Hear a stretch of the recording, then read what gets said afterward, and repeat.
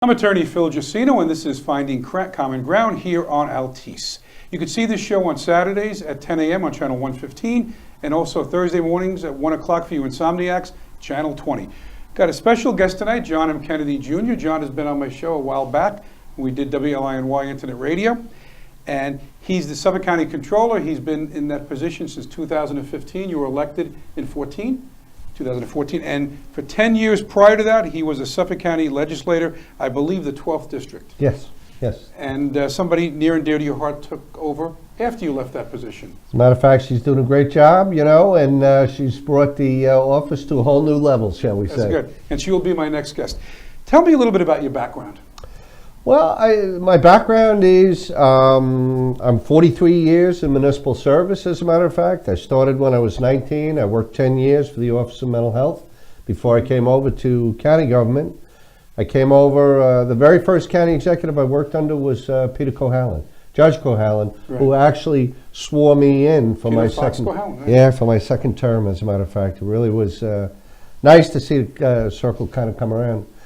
But so I've put in a lot of time in government and a lot of different operations. I worked in intergovernmental relations for Peter, and then Mike LeGrandi and Bob Gaffney. And you're an attorney, of course. I am, as a matter of fact, and that's when I got my JD from St. John's, which I got going back to school. Like most things in life with both Leslie and I didn't follow the conventional route with education.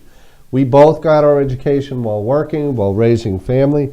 And I got my bachelor's from Stony Brook back in 1979. As a matter of fact, I graduated back when the Bridge to Nowhere really was a bridge to nowhere, if you remember it. And then I went to Adelphi and I got a master's in business administration with a concentration in capital budgeting. And I graduated from St. John's in 1994. Did it 4 years at night. You know the way we call that. That's Right. the hard way. Sure. But it was great education, and it's really suited me well in bringing together all the different aspects that you have with comptroller. You need a financial background, and you need to be comfortable with numbers. You Sure. need to know how to read a balance sheet and be able to be comfortable with contracts. But the legal training and the legal education helps tremendously, because so much of what we do when we look at the audit process involves interpretation under contracts, and there's a significant amount of contract Sure. law that's involved. Unfortunately, more often than not, vendors seem to want to interpret something that goes far afield of what really was being sought, or what was in our mind, I guess, if you will, when we look to procure that service to begin with. Right. So we all know what the county executive does. We know what a legislator does. Yes. Controller is a little murkier to the average person. It is. What exactly is your day like? What kinds of things do you do on a regular basis? Well, on any given day, I'll be called to go ahead and deal with, first of all, let's lay the groundwork. Let's remember, I'm the Chief Fiscal Officer for the County of Suffolk.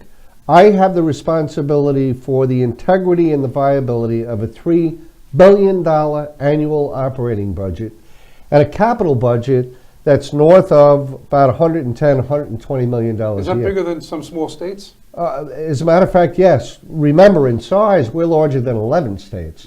Wow. And when you look at payroll, I have to certify the validity of payroll. We do a payroll every 14 days that's north of about $38 million. We pay 10,000 people, full-time employees. Unlike the federal government, we have not missed a payroll, or we have not, had a shutdown. I will tell you that our financial circumstances are extremely tight and very challenged. There's no doubt about it. We continue in a deficit position, and we have been in a deficit position for more than 7 or 8 years. Current administration, County Executive Balone, talked a lot about what he inherited. Well, unfortunately, we're still in the red every time we go out in order to try and cover our bills. So what it means is I'm forced to constantly have to try to prioritize, if you will. We're always going to pay people. They come to work for us. We have an obligation as an employer. Same thing as you. You hire people. Listen, you're taking their lives in your hands. You have an obligation to make sure that they go ahead and get paid for the job that they do. However, However, the decision makers, when they put that budget together in the first instance, the county executive and the legislature, in my opinion, really needs to take an adult, grown-up, and hard look at what we're committing to spend each year, because we don't have the revenue that matches the spending that they're adopting. Now, how much say do you have over the budget? Like you said, there's an interplay between the Suffolk County Executive, Balone in this case, and the legislature. That's correct. How That's do you correct. fit into the scheme of things, the The control? way I fit into it, Phil, is I'm the one that's actually charged with implementing what they adopt. I don't get to say this is a good choice or a bad choice. I get handed the bill, if you will, Right. and told, okay, comptroller, go out and raise the money so that we can now go ahead and implement the spending plan we've adopted. Unfortunately, and here's where we really get into some ever-increasing difficult challenges. We go into the market each year for in excess of, let's see, 410 million, another 105 million, about 550 million in short-term notes. Mm-hmm. You know, basically, that's borrowing that's less than 365 days. We have to do that. It's part of the way our property tax collection system is set up. It's the Suffolk County Tax Act. But our viability is always assessed by the rating agencies, Standard & Poor's, Moody's, and Fitch. Last fall, Moody's decided that we were encountering such financial risk that they dropped us to a BBB. So when we had to go into the market in December to raise 410 million in a short note, we encountered opposition that we had never had before. We could only sell 207 million competitively. Bank of America had to pick up the additional purchase and did so at another 25 basis points. What's that mean? Because of the downgrade, it cost our taxpayers another $349,380. Right. It's That's the hard cost. It's like a consumer having a less than stellar credit report. You It's know gonna it, cost you more see it money to all the borrow. time in your practice, as a matter of fact. Listen, we all want to go out there. We hope that folks can go ahead and get, with a good FICO score, get the preferred mortgage rate. But guess what? If you don't have that good FICO score, you're going at ever-increasing interest rates. And then when you get the home equity line of credit, Oh. the interest goes up. And you'll remember household finance. That was the Yes. third lender. They were approaching 15, 16, 18% sometimes. We call that hard money. Like a credit card almost. Exactly. And what's happening is it is becoming harder and harder for us to sell. Not only because we have the increase in the interest, but there are fewer and fewer entities that can buy. Fidelity, Vanguard, Oppenheimer, all the investment funds that we all know are barred from purchasing our paper now. We have over $1 billion in T. Rowe Price of county payroll deferred compensation plan. They can't buy our paper. But why are we a BBB? We're a BBB because what happens is we have a budget that spends more than we take in, and consistently what the rating agencies are saying is they're concerned about our alternative liquidity. What is alternative liquidity? What are the reserves that we can go to if we don't get the sales tax that we project? If we don't get the fees or the permits? If we don't get the land transactions and we get the mortgage recording fees? Where else do we go? What's our reserve? What's our backup? That is getting smaller and leaner, and there are fewer dollars in those reserve funds at all anymore in order to go ahead and give us the cushion that we need. So as we come closer and closer to exhausting all our reserves, our interest rates are just going to continue to go up and up. What that means is it becomes harder and harder and harder. Now, the only way that we get out of this cycle, this is like an airplane. You know what happens when you get into that spiral. Right. There's only one way you're going. That's to the bottom. We have to go ahead and turn around what that spending is to bring it closer to match our revenue. And as a matter of fact, if we were really good at it, put some aside to start building those reserves. The current administration seems to have absolutely no interest in that whatsoever. And I have said it, and it's like talking to that brick wall. Right.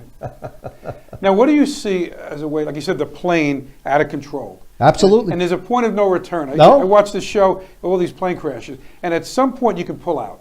You're right.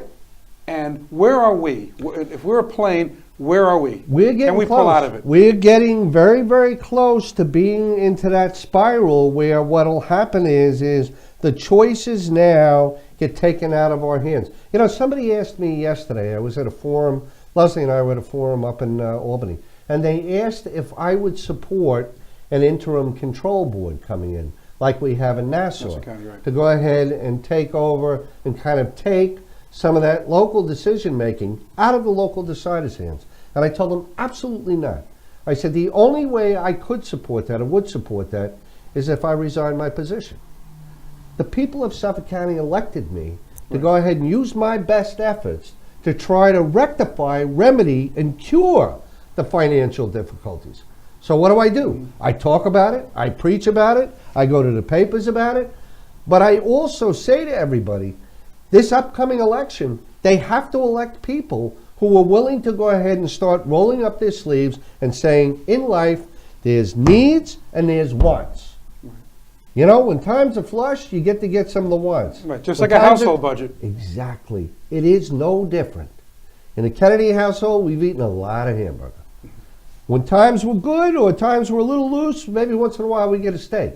For Steve Ballone and the Democratic majority, it's filet mignon every night, regardless of what the budget is. Now, the next Suffolk County executive, whoever that might be, what does he or she have to do to correct the situation? Well, they have to take a number of steps, in my opinion. As I just said to you, first of all, it all goes back to the budget. The budget, look, there are many, many places that we can go to that we can effectuate some change. We need to, I'm the perfect example. Listen, I campaigned in 15 or in 14, and I vehemently opposed the merger of the treasurer and the comptroller. What did people do? They elected me as comptroller, and they approved the referendum to merge. Okay.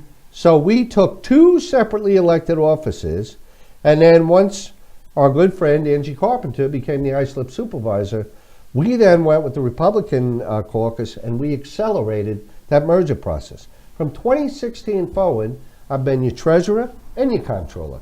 What did that mean? We eliminated 5 elected and appointed salaries that total roughly about $1 million. So we saved $1 million in 16, $1 million in 17, $1 million in 18, and it'll continue.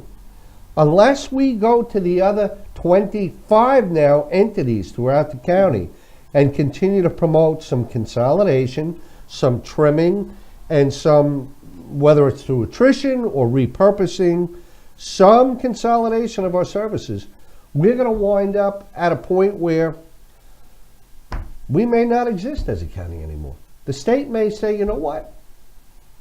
We don't have to put in an interim board. We'll take DSS, we'll fully convert it to a state agency. We'll take health, most of that, we'll convert that. DPW, we'll drive that down to the towns. And you, county, you don't exist anymore. We'll be like Connecticut. There's state and there's towns. There's no county level of government Oh, in no? I Connecticut. didn't know that. No. You have the state level and you have the town level. Now, we just talked about, I mean, we're larger than 11 states. And there are a number of essential services that we do.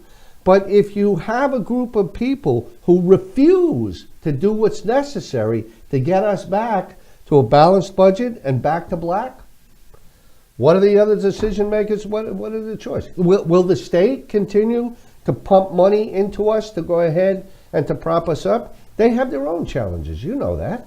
They're what, $3 billion, $4 billion in the hole now. And they're passing bills up there like there's no tomorrow, as a matter of fact. Things that we never thought that we'd see in our lifetime. Oh, I know that. Recreational marijuana. Insane. And it is as if the train has come off the track and we're looking at things that we had never thought we would see in our lifetime. I talked about that at one of my shows. I'm not a proponent of the marijuana. Neither am I. As a matter of fact, I think that it is, and you may, in fact, talk to my wife, who, you know, has the background as a nurse and worked in drug dependency for over 10 years. She knows the science. I look at it and I just say to myself, you know, things are hard enough now. I mean, talk to a family who's lost a child or a spouse or a sibling to drug addiction. Why? Why would we want to go ahead and regularize something that everybody points to as a gateway drug? But the sad thing is, John, I think it's something that's coming, and I don't think we're gonna be able to stop it. Well, you know what, Phil? Listen, I'm an optimist and I'm a glass half full guy, and I do know that many of the Republicans, or some of the Republicans, are going to put in a bill to opt Suffolk County out. Now, what I heard was that there was some concern on a part of the majority because we need the money. Well, you know what? There's an alternative to that. We could spend less money. I just talked to you about what we did as far as consolidation with my office.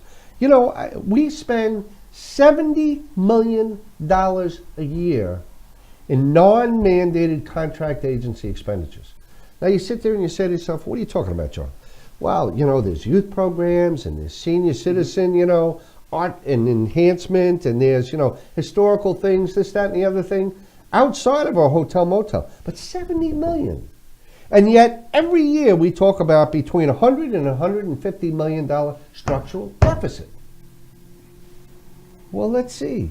Even if we pared that 70 back 20%, we'd reduce some of our structural deficit. But nobody wants to sit there and say, you know what, agency, you do a great job, but guess what? We're going to give you 10% less this year. Do the best that you can. Continue to provide the services as well as you can. But it's just got to be 10%. Right, but you know government is not very good at tightening its belt. Government is not very good at tightening its belt. But you know what? You and I, we're a little older than some of the folks that may even be watching us.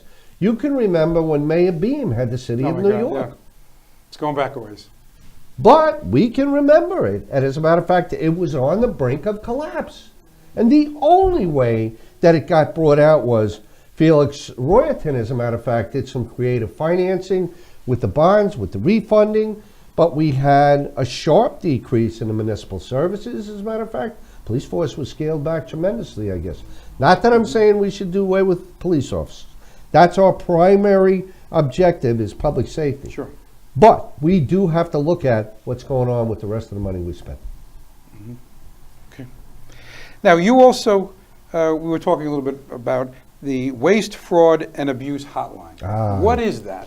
Fraud, Waste, and Abuse Hotline, 853-5018.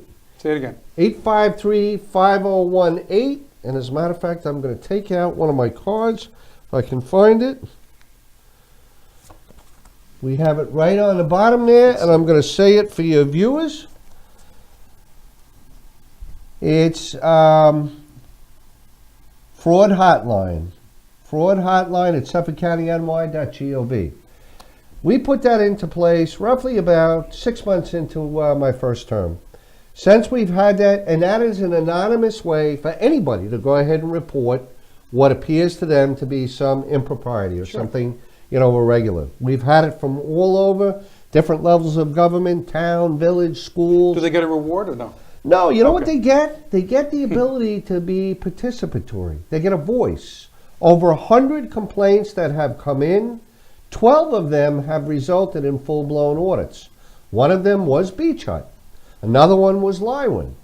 Beach Hut, as you may recall, was the vendor who operated down at Smith's Point, at Michoud, and out at the end of Cupsog. Those are 3 county properties. Somebody contacted us on a fraud hotline. I also had a couple of elected officials who raised concerns and expressed concerns.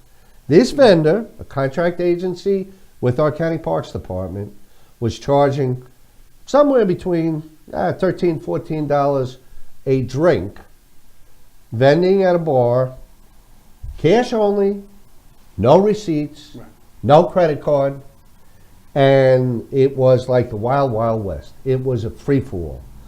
We did observation. We actually, after a time, got enough information, and when we attempted to go ahead and get some of their records, and none were forthcoming, we then contacted the DA's office. Met with the DA, laid out the basics of our evidence. They picked it up, and actually it was sales tax. Joe Connolly, as a matter of fact, is the one that finally took it up. And we had enough platform there We were able to get state taxation and finance involved as well. They pulled all the records from the 4 Babylon Town locations, and there's a location that's over here in Smithtown, a restaurant. 8 locations. This guy was moving booze all over the place.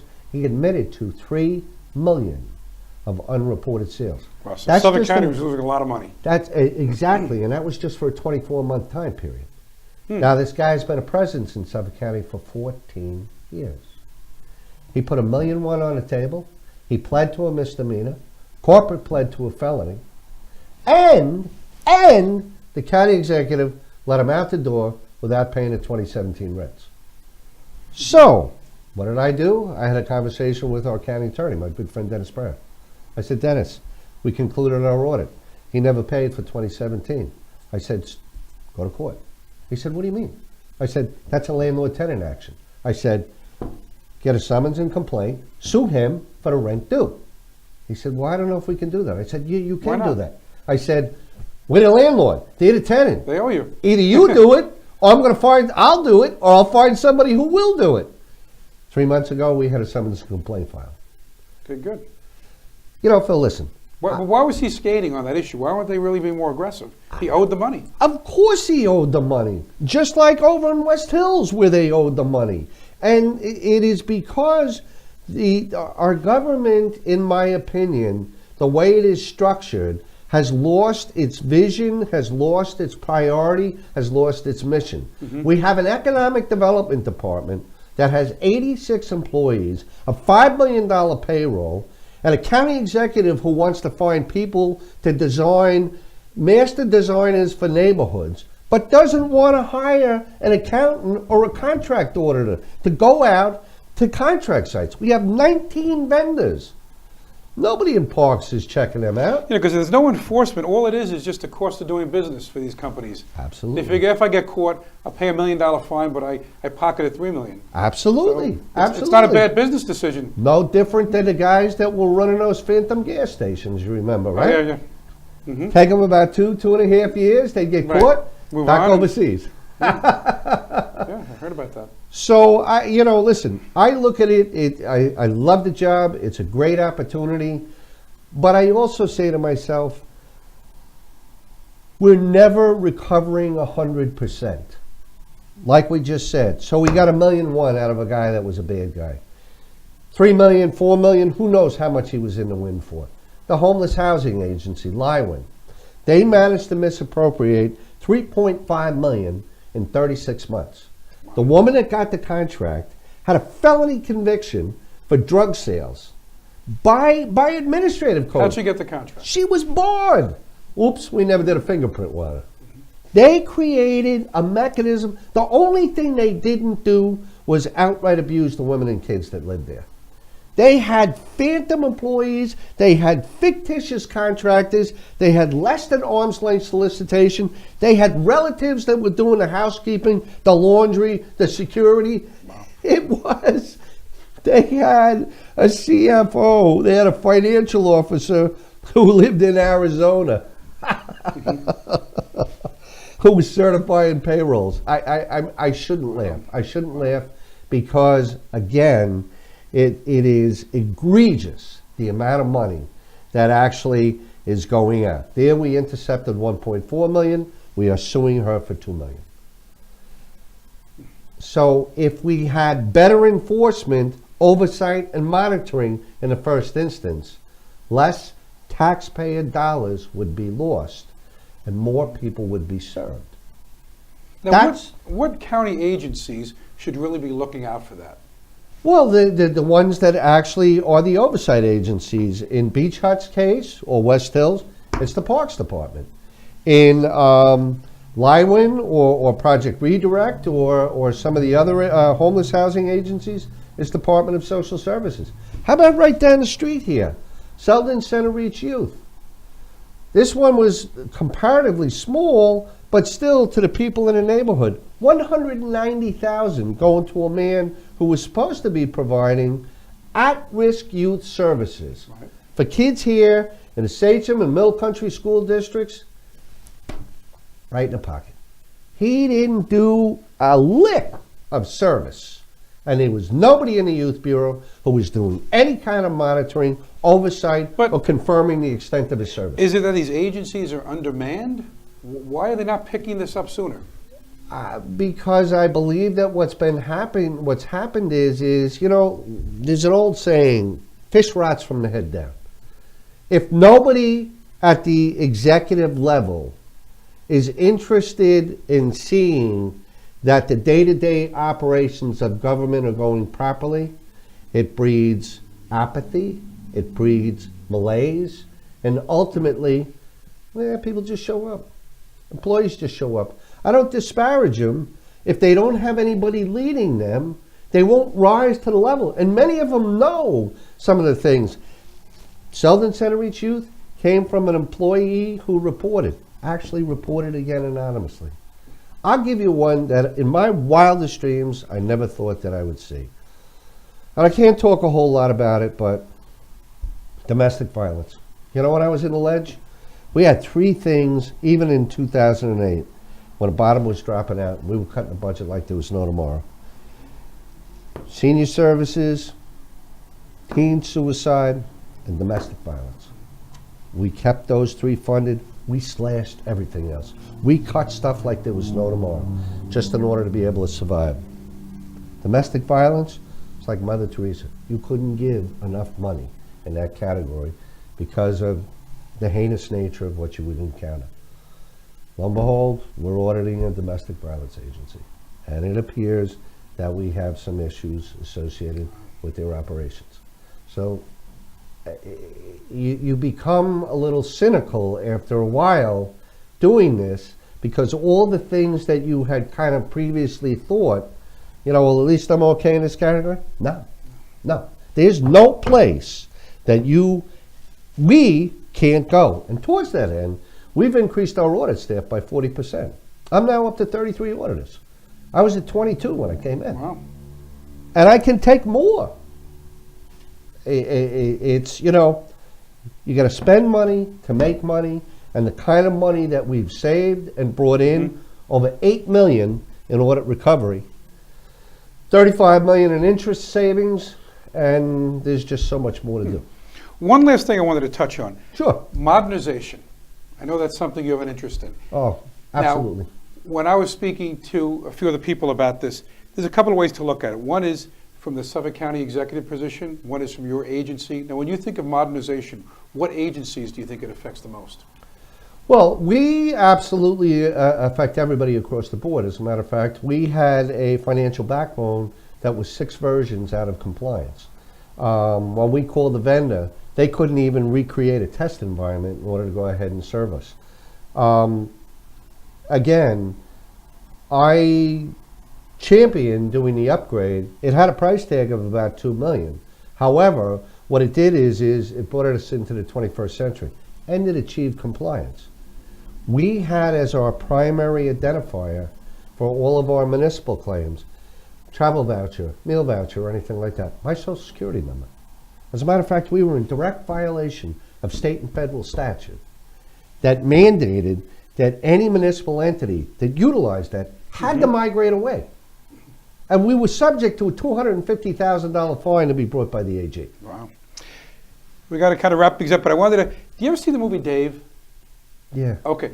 He's a ringer for the president. The president had a heart attack, so they bring him in. And what does he do? He wants to save money for this program that's near and dear to the vice president's, the first lady's heart. So he brings in his friend who's an accountant. Guy doesn't know what he's walking into. And they sit there all night and they talk about the budget. And they said, we can cut this here, we can cut, and they weren't very popular, but they got the job done. Now that's a movie, obviously, but that's something that a responsible politician at a high level will have to do. No doubt, like doubt about it. Cut things in. Nobody wants to cut it, but look, you're not the federal government. You can't print money. No. You don't want to raise taxes because it hurts the economy. People Absolutely. have less money in their pocket. So in a sense, it is cutting spending. It is, but you know what, Phil? I think that there's ways that we can also look at trying to, what's our biggest expense? Our biggest expense, roughly about 80% of our budget is personnel costs. So what we need, it's incumbent on us to go ahead and get a look at, as I said to you before, where can we go? Where can we try to Maybe we have to try and do another retirement incentive. You know, I could have retired 7 years ago. Love what I do, as a matter of fact. Wife says, you know, if she's working, I'm working. But we both, you know, we love what we do. But, you know, maybe some of the members in our workforce will be okay with doing, you know, a buyout or a retirement. We have to approach a couple of different creative ways to actually bring the workforce down a little bit, but also to try and go ahead and prioritize the services that we deliver. And I think it can be done. It can be done. All right, John, I really want to thank you for coming in. Well, thank you so much, I'll tell you, and thank you to all the viewers. It's been a great night, and, you know, hope to talk to you again soon. You will. I have a feeling you'll be coming in at some point in the near future. Stick around for segment 2. We'll be right back. Welcome back. I'm attorney Phil Giacino, and this is WLINY's Finding Common Ground here on Altice, coming at you from WLINY Studios. The next topic is going to be frequently asked legal questions. The first question is, am I entitled to my spouse's pension or 401k? That's a question I get asked a lot. One of the first questions when people come in, other than custody questions. The answer is yes, of course. Depends on how long you've been married. That will determine what piece of the pie you're going to get. For instance, if your husband is a police officer and he became a police officer in 1990 and you married in 1985, you're going to get half the pension up to the time the divorce was filed. So if the divorce was filed in 2020 and he was a cop from 1990 to 2020, let's say, you're going to get half of that pension, or whether it be a 401k or whatever it happens to be. They use the Majaskis formula. There's a numerator and a denominator. Now, let's say he became a police officer in 1990, but you married in 2010, and the divorce was filed in 2020. You're not going to get part of his pension from 1990 to 2010. That would be considered his separate property. You would get half of his pension, or whatever he has, from 2010 to the date of the filing of the divorce. Now, let's say the divorce dragged on for 3 years. And he contributes to his pension, let's say, from 2020. So 21, 22, 23, 24, the divorce drags on. It shouldn't drag on that long, but let's say it does.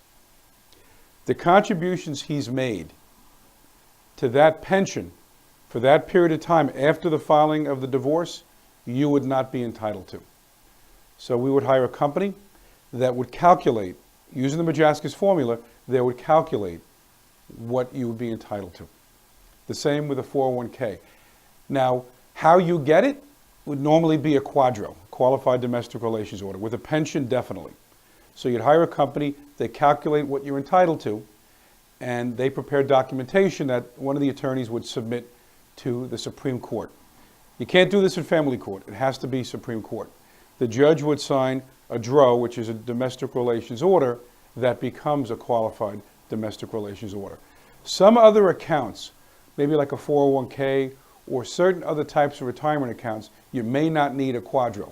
You would do what they call a rollover. So I'll give you an example. Let's say there's an account you do not need a quadro. And let's say you have, now you're the one with the account. Let's say it's worth $50,000. And we're not talking about a brokerage. We're talking about some kind of retirement account. And it's worth $50,000. And your spouse is entitled to half. You don't have to spend the money to do a quadro, which is usually $500-600. You do a rollover. So your spouse would go to some company like Charles Schwab or TD Price Waterhouse and would set up an account. Then after an agreement is drafted, a divorce agreement, the monies would be transferred into that account. Simple, right? But they would have to set up that account. That's a retirement account. They just couldn't go to the bank, set up a checking account or a savings account, and then have that money rolled in. If you did that, there would be a big tax consequence. A tax consequence would be income in that year and potentially a penalty if you withdrew the money early. Even if you withdraw it from a protected account, there's a penalty, unless you're of a certain age. Let's say a couple gets married, they save, and 10 years down the road, they buy a house. The money for the down payment came from them jointly, and they go forward, pay the mortgage together, taxes and all that. That's an easy one. when, if the parties divorce, at that time, the house would be divided generally 50-50. Equitable distribution does not automatically mean 50-50, but as a practical matter, it does. Right? So there are a few exceptions, which again, were for another show, but suffice it to say, it's generally a 50-50 proposition. There could be other reasons. Let's say one party makes a lot of money, one party doesn't, or there could be tax consequences, where you're getting the house, but the other party is getting something where there's a tax consequence or isn't. The court can balance it out. Now, with regard to determining who gets the house or what portion they get, remember I said the easy one is they bought it together. Let's say one party came into the marriage with the house in his name and didn't put it in the wife's name, so no transmutation. And the house was paid for already, no mortgage. And the taxes were paid for from some separate property source. And then they get divorced 10 years later. Chances are the wife would not be entitled to any portion of that house. However, if let's say they get married and they use marital funds to improve on the house or to pay the mortgage going forward, the wife could receive a portion of that house. Not 50-50, but a portion. If the husband would have put the wife's name on the deed going forward, she would be entitled to half the appreciated value, and he would get a separate property claim for what the house was worth up to that point. Valuation, what is it worth? If it's going to be sold, the parties can go to a real estate agent or broker, put the house on the market, sell it, and then split the proceeds. But if the judge is going to give, let's say, one party of the house and offset some other asset, you need to know what it's worth. Next question, what is an expert for, and what do they do? Give you an example. In a divorce action, there are a number of cases where you need an expert witness. Let's say there's a custody matter and there's an allegation that one party is a drug addict or an alcoholic, or there's mental health issues, or the child has autism, where the court says, you know what, I need to know more about the family dynamics. They can hire somebody, a psychiatrist, a psychologist, to do forensics. They'll do a report, come back, and they'll say, I think the father is this, the mother is this, the child needs this. Makes a recommendation in a sense. Maybe not saying who should win, but this is what's going on in the family. You can also have forensics when it comes to a business, a forensic accounting. What is the business worth? The husband has a business. He has to give a portion of that to the wife. What is it worth? The attorneys wouldn't know. It's not as easy as a house where you can go to Zillow and get a rough estimate. So you'd have an expert, right? To appraise a house, for a business, to determine what the marital portion of a pension is. So those are cases where experts would be used. Experts are usually paid for by the parties. Sometimes a family court, the county will pick up the tab, but generally speaking, it's the parties, and it'll be in some proportion of their income. So if they both make 50, it's 50-50. If one makes 100 and one doesn't work, the husband is at least laying out the money. He may get a credit down the road where, let's say, the wife comes into a lot of assets. The judge may say, okay, you're going to get a credit for $5,000 if you laid out $10,000 to value a business, let's say. Next question. In a divorce, who pays the bills? As a general rule, when a divorce action starts, the attorneys generally tell their clients, and the court will usually tell the attorneys to tell their clients, maintain the status quo. What does that mean? If the husband was paying all of the bills while they were married, generally speaking, unless he loses his job or something dramatically changes, he will continue to pay the bills. That doesn't mean he doesn't get some kind of credit. He may not. And that doesn't mean he's going to pay the bills forever. Generally, they would pay them for a period of time. The parties would get divorced, and then child support maintenance could kick in or kick in initially. But I'll give you an example. Let's say the husband's paying all the bills, and the wife hires an attorney. They go to court, and the court says, you know what? You're now going to pay child support in the amount of $500 a month and maintenance in the amount of $500 a month. That's $1,000 a month he has to pay. If he had to continue to pay all the bills and that $1,000, he probably couldn't afford it. And if he can't afford it, the court could say, okay, you're going to pay that money, but now that the wife is getting $1,000, she's going to be responsible for buying food Well, she's going to be responsible for the carrying charges. Maybe he continues to pay the mortgage, but there has to be some kind of consideration given if he has to pay child support maintenance. Sometimes he just continues to pay the bills, gives the wife a little bit of money for things, for spending money, toiletries, gas for the car, things like that. And then when the divorce is finalized, then there's a more formal structure put in place. Child support, maintenance, things like that. Why do I need an attorney if I am charged with a crime? To protect your interest. If you're charged with a crime, we're not talking about a violation of law like a traffic ticket or something like that, or even disorderly conduct or harassment. We're talking about a crime, a misdemeanor or felony. If you go to court without an attorney, the judge is going to say, get an attorney and come back. Now, if you were to say, I am not getting an attorney, the DA in all likelihood will not talk to you. The DA will say, look, we're not going to give you a deal.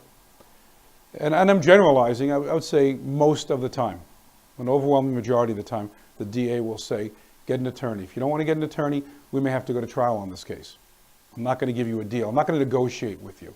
Because then if, let's say they negotiate something and then the guy later is hurt by the plea he takes, he could make a motion. I didn't know what I was doing. The DA doesn't want that aggravation, so the DA is going to say, get an attorney. Or go to trial. If you go to trial, the judge will beg you, get an attorney. You can't handle a trial by yourself.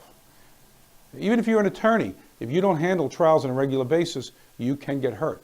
You may not know the rules of evidence. You may not be able to question witnesses properly. So if you walk into a criminal court, you need an attorney. Family court, they're going to recommend you get an attorney.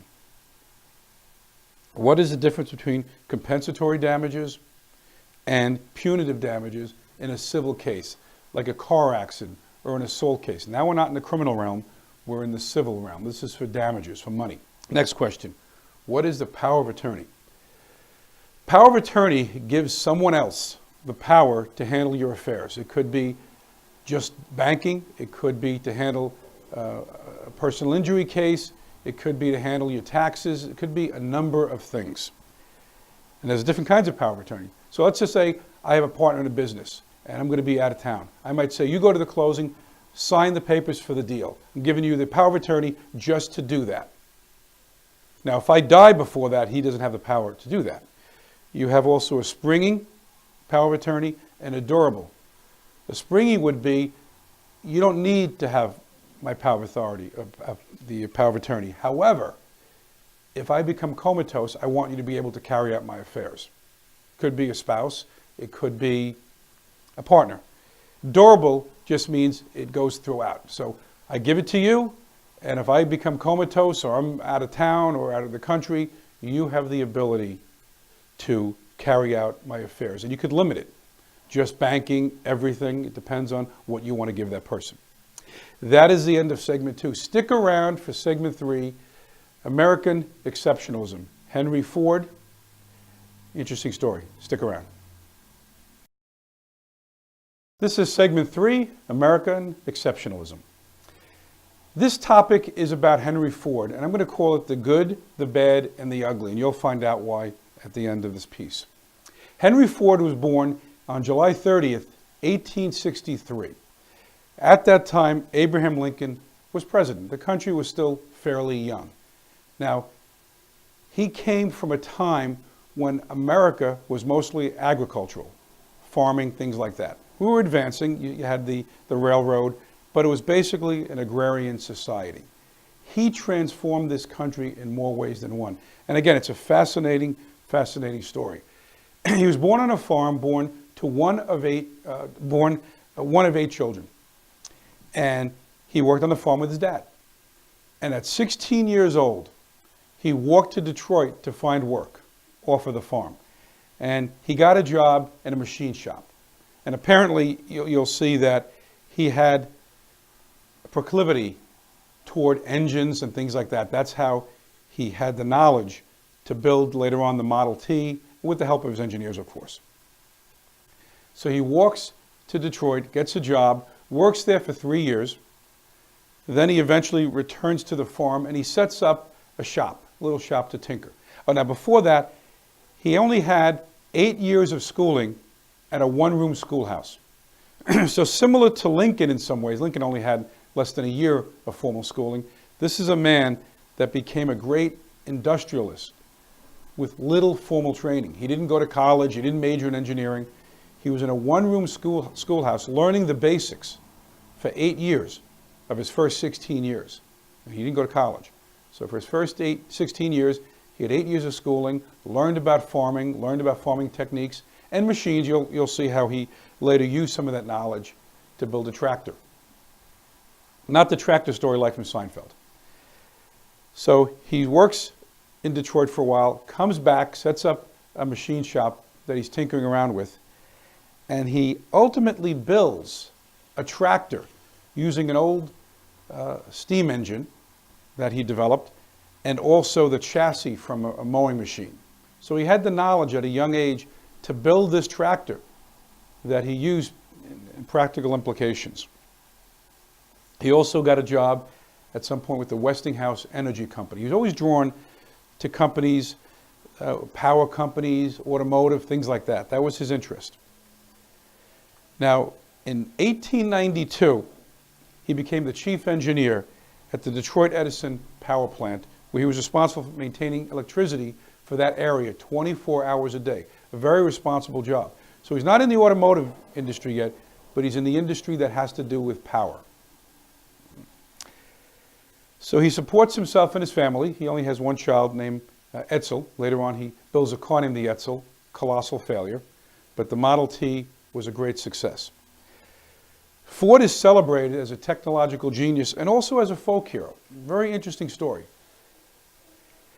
And he was the creative force behind the unprecedented size of the automobile industry that would be known as the automobile industry in only a few decades.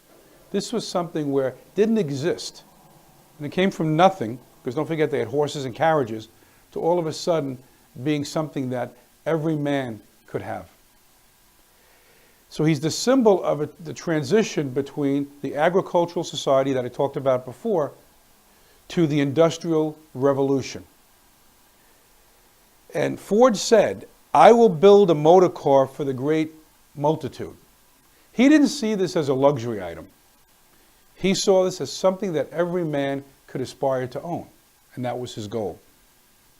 Now, in the 19 years that the Model T existed, that he made, the Model T, over 15 million automobiles were sold here in the United States in the 19 years that it existed.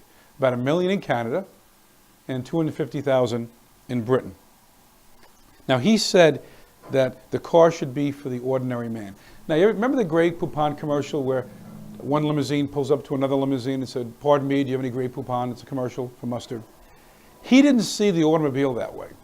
Not that he didn't see that there wasn't a place for luxury automobiles. In fact, the company that he founded later turned into Cadillac, but he had left that company before then. So he saw the automobile something for every man. How he transformed America. When he came about, remember he was born during the time of Abraham Lincoln. There were no automobiles. People went around, even the president went around in horse and buggy or riding a horse. When the automobile came out, in a very, very short period of time, horses disappeared so rapidly that the acreage that was used for hay was used now for agriculture, for crops. So whereas you might have a couple of horses to get to town, you had horses to pull the plow, as automobiles came about, you didn't need the horse for that purpose anymore. The automobile became the main prop of the American economy. In 1899, he formed the Detroit Automotive Company, which later became the Henry Ford Company. Now, the fascinating thing about this was he was later kicked out of his own company. Like you hear about Ben & Jerry, they still call it Ben & Jerry, but they got the boot from the company. That happened to him, and the reason was the supporters, the backers, the investors in the company wanted him to crank out automobiles. They felt he's a genius, crank out automobile after automobile, that's how you make money.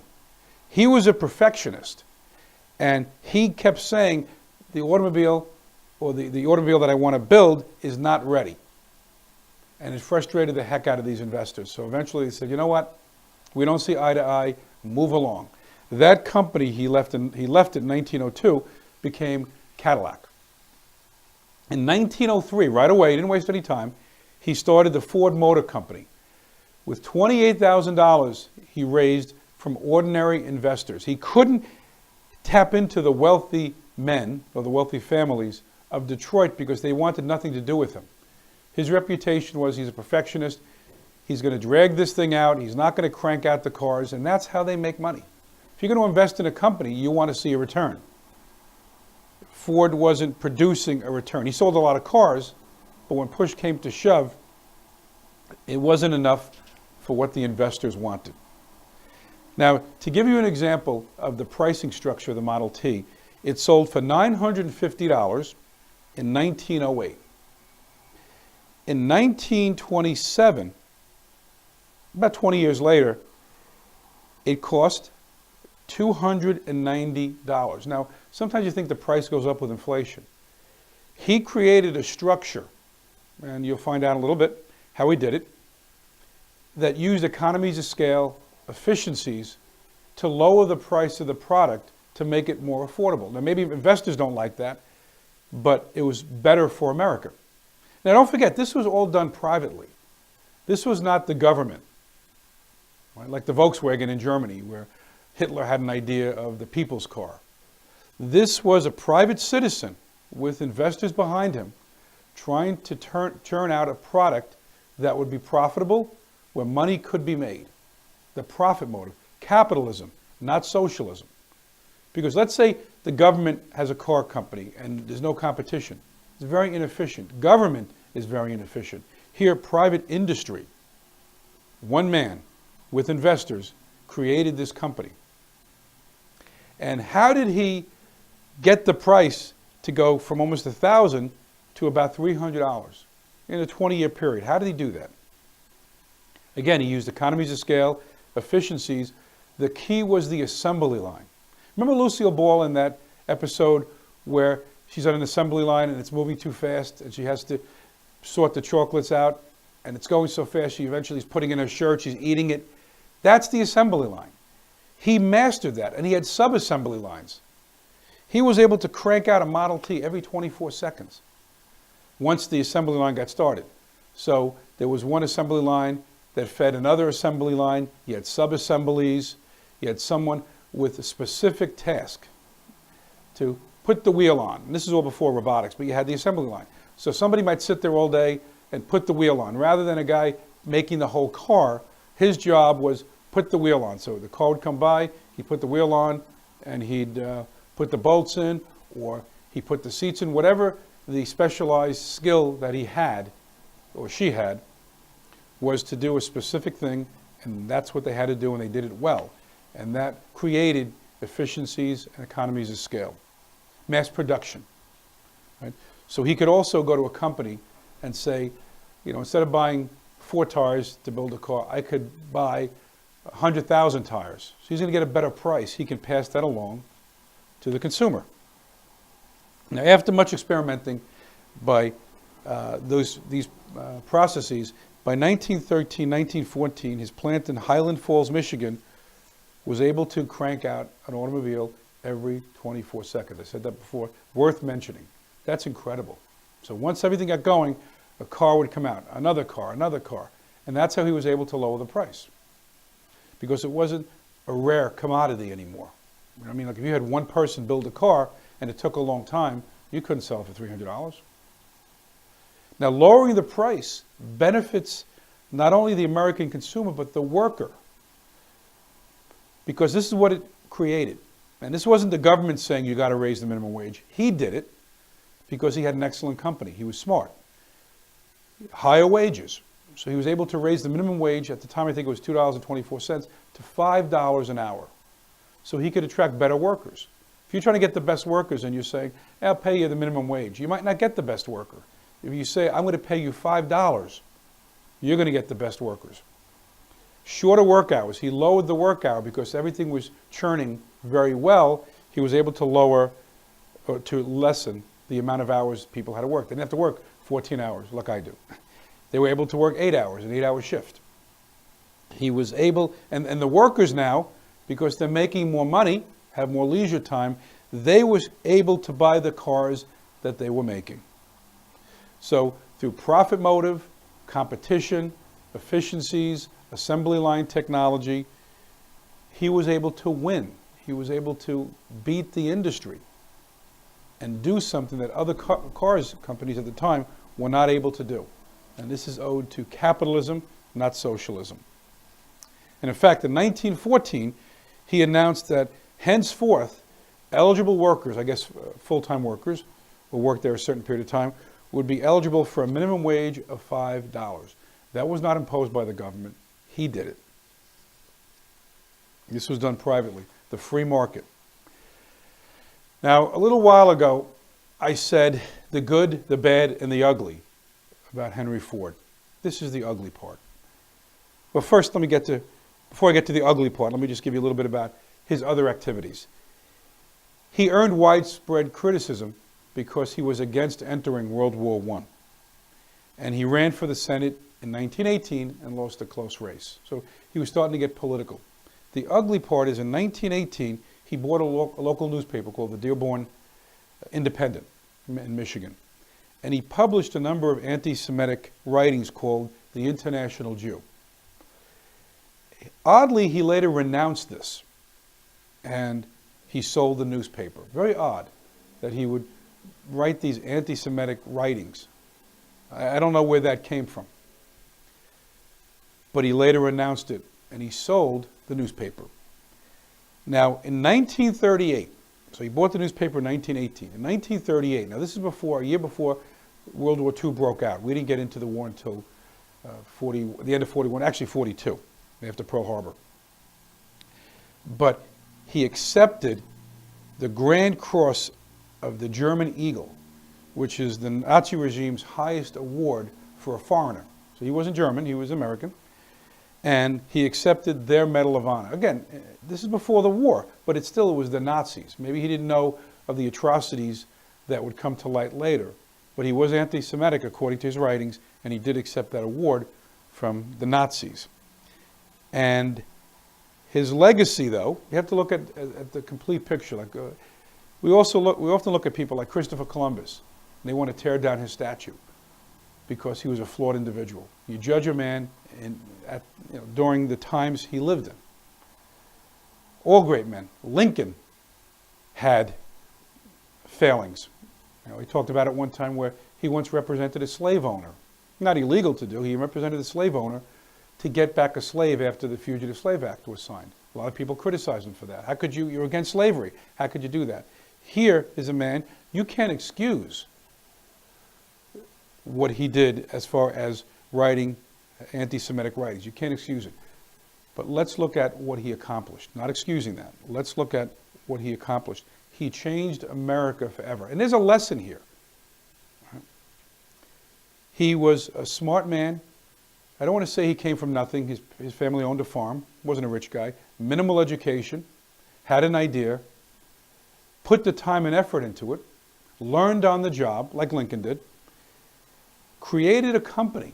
It wasn't always smooth. He lost his job, lost his company, came back stronger than ever, and he did something which transformed America forever. From the studio right now, I can look out the window, and I know that there are cars passing by this building all the time. That's something that he created. And things, not just the automobile, it changed agriculture to industrial.